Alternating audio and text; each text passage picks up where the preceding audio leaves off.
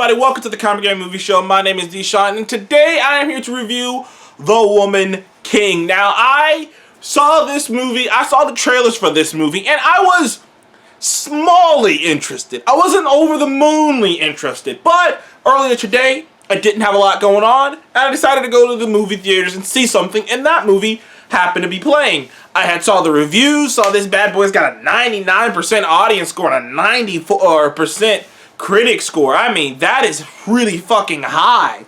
Like, this movie is getting a lot of praise from the critics. So I decided, okay, well fuck, that's how I operate.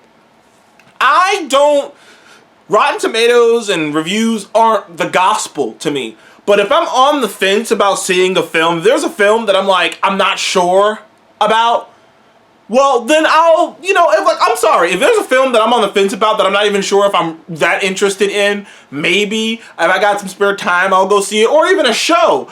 If I look on Rotten Tomatoes or look at a review and see that it's positive, well, then I feel more inclined to go see it. But if it's something that I already want to see, if it's something that I'm already excited for, it doesn't really matter what the reviews or Rotten Tomatoes say. I'm going to go watch that movie and make up my own mind. I believe this is how Rotten Tomatoes and things of this nature should be used.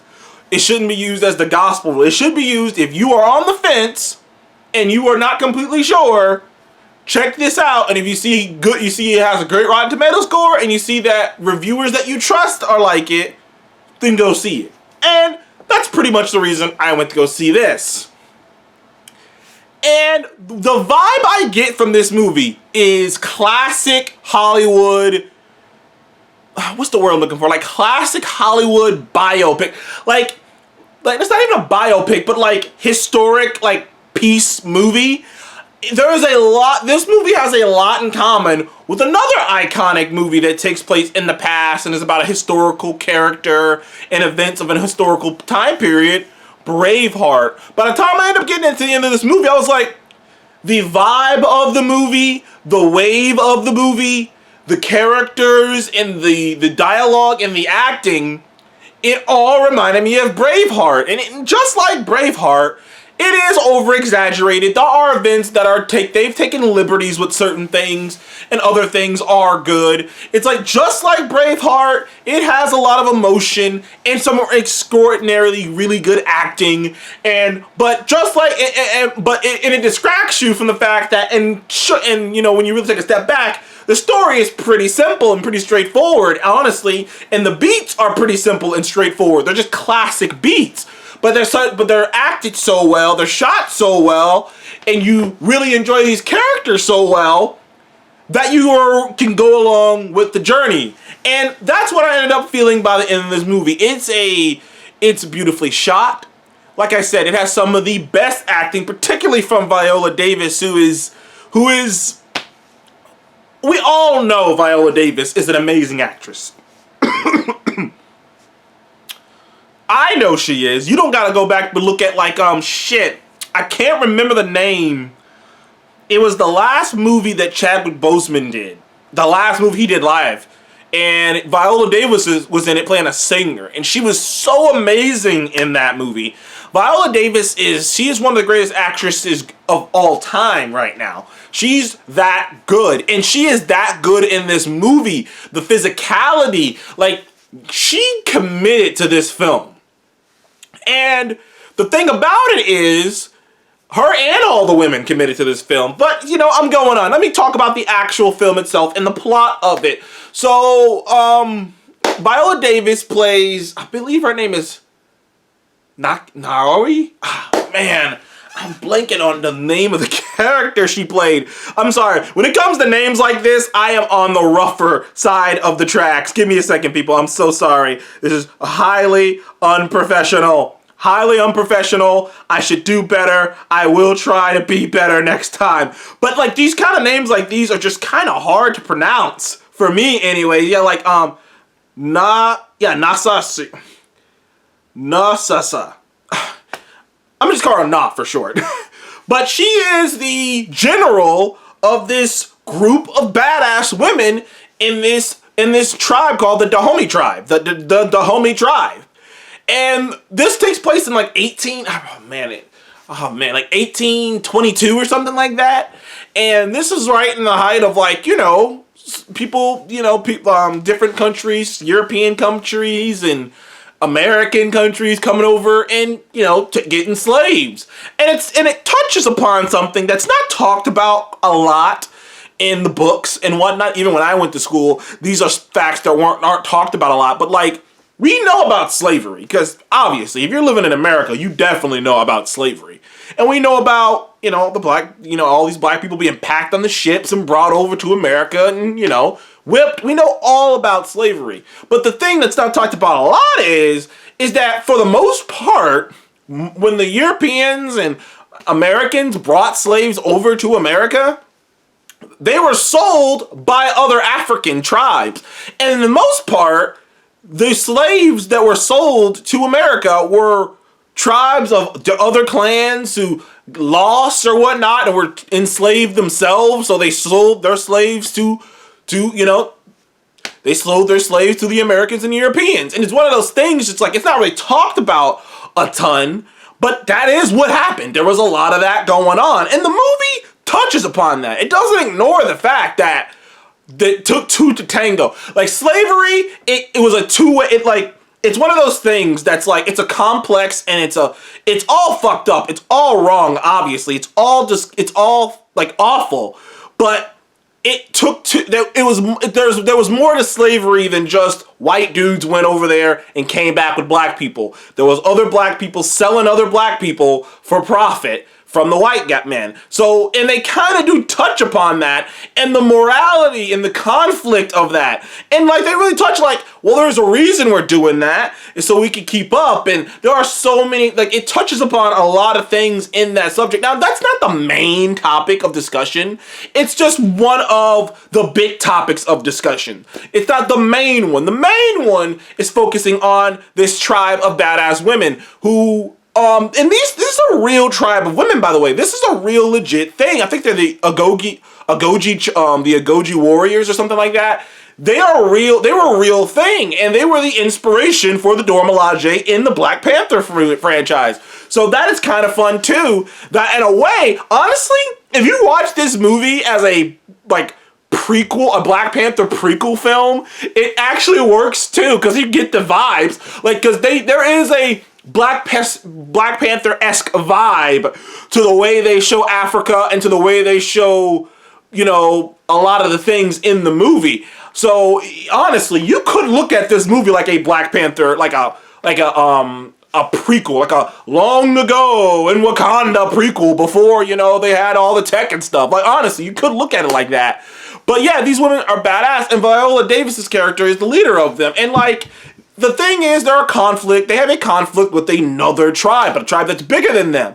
And the biggest conflict of the film, there are three, which is one, this other tribe that is fucking with them, and they want to get above them, especially their king, who played by John Boyega, the king of Dahomey. Like, John Boyega, he respects Viola Davis, and like the way they kind of talk about it is like the old ways. Is like women equal, and like I say, there's a lot of things that you could read up and that are facts, and of course there is a lot of liberties being taken, and they don't really show how it ended. Unfortunately, had the unfortunate, like, I kind of saw a little bit of the actual history of these events. And obviously they didn't go down exactly like this. There are big liberties taken, but the real big liberties taken, because it's called the Woman King, because spoiler alert, Viola Davis becomes the Woman King. Like, apparently that is a title in African culture that was lost, and like that was eventually that most African tribes don't support anymore, but it used to be supported, which is there's the king is the male, and then there's there's not a queen, she's a king too. She's like the second right under him. It's if he's not there, she's in charge. And if you need to talk to her, you talk to him, and and that used to be a thing apparently. And the new king, the young king who took over in the Dahomey tribe, played by John Boyega, he is a man of tradition, and he's a man who's like, no, man, this is how we used to do things, and I'm bringing that back. Like, I'm not, we're not selling our people anymore, man. No. this ain't worth it. Like, and, you know, it's sad watching the film because we all know, you know, we're history people. You know, we all know how these events go down. Africa gets colonized out the ass, you know, and in the end of the day, you know, like certain events happen that we know. But I don't want to get into the negative events that end up happening after this. But this movie, like I said, it has some amazing acting, great emotional beats. It is plotting, like you can see the threads. It's nothing, it doesn't revolutionize the world in terms of threads. You see the plotting, but it is classic Hollywood. You know what I mean? It is classic like gangs and like it is classic like a Gangs in New York, a Braveheart, where it's like this is an over exaggeration of real life events that kind of happened, but the acting is so good and the directing and whatnot is so good that you're willing to kind of overlook the pomp and circumstance that they're playing it up for, because there's some really cool action set pieces. All the women are badasses, and they all trained. And there are videos you can look up of all these women, all the actresses, including Viola Davis, who was in insane shape. The woman got shredded for this film. All the women got shredded for this film. You look at all the women got six packs for this damn movie, man, because they wanted to really get over that these aren't normal women. These are warrior women. These are African Amazons, man, and they were real. And there is something very cool about that. I always thought the Dormilaje was cool. I always thought there was something cool about a group of elite badass women. I don't know. Maybe I'm into strong women. I don't know. But there is something cool about it. But there's something fucking hot as fuck about a woman who's so badass she could kill me and 10 other guys in the room. I don't know. To me, there's something hot about it. I don't know. Maybe it's just a me thing. But I always loved the Dormilaje, and it's so cool to see this because, it's like, yeah, I can see the inspiration. I can clearly see the inspiration to the Dormilaje. But I will tell you though, knowing that I know, like, it's one of those movies where it ends, and if you know the events in real life that end up happening after whatever they just showed, it's kind of sad, and it's kind of like, oh man, like. You know the phrase happy endings are just stories that haven't ended yet? That's the technical with this movie. But overall, I enjoyed the movie. I had a lot of fun watching it. It was a movie that I didn't have a high expectations going into it, but ended up walking out thinking, this is a really damn good movie. It's not my favorite movie of the year by any means, but it's a solid 8.5, maybe even a 9 at certain points. But yeah, I think Woman King is an 8.5. It's a really good movie. It really is. And you know, there's going to be some people upset about the movie, obviously. There are going to be some people point out certain political, have their own political agendas and whatnot. There are going to be people who are angry that they didn't hit upon the actual real roots of African people selling slaves in the first place. They're going to be people upset that they didn't really dive into it even more than they did, which they did a lot. And even I will say, the movie should have probably been rated R. Like, watching it, I was like, this movie probably should have had a bigger punch to it. I don't know if it would have been able to touch as big of an audience, but there are sequences and whatnot that I'm like, yeah, these particularly the action sequences, it felt like, okay, there should be blood here. It wasn't like Morbius it wasn't Morbius bad, or it wasn't Morbius or Venom bad, where you're just like, dude, this should be R-rated, and it's like, this is ridiculous. No, it wasn't quite that bad. It still hit, but it was like, man, this movie probably would be better if it was R-rated, if they could really get into the blood and guts and whatnot, which they did show a lot, to be fair, considering it's PG-13. They showed some necks and whatnot. So, but still, I thought it probably could have done a bit better if it was R-rated. But either way, I enjoyed the movie. Have you guys seen The Woman King? If you haven't, I enjoyed it. Comment below and let me know if you've seen it or not. Thank you guys for joining the Comic Guy Movie Show. Please like, subscribe. I'll see you on the next one. Goodbye.